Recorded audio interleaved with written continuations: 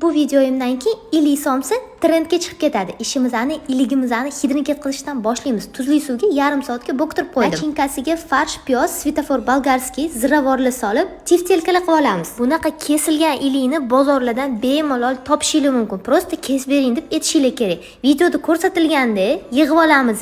O'zimni polfabrikatlarimdagi qavat-qavat chiqadigan somsa xamirimdan ustiga yopib 180 gradusda 35-40 minutga duxovkaga yuboramiz. Voy, bemalol pishib ulguradi. Adajoningizmi, turmush o'rtog'ingizmi gaplariga qilib bersangiz, bormi qizlar, trendga chiqib ketadi bu somsa. Aniq qizil souslari bilan issiqqina paytida mazza qilib iste'mol qilamiz. To'xtang.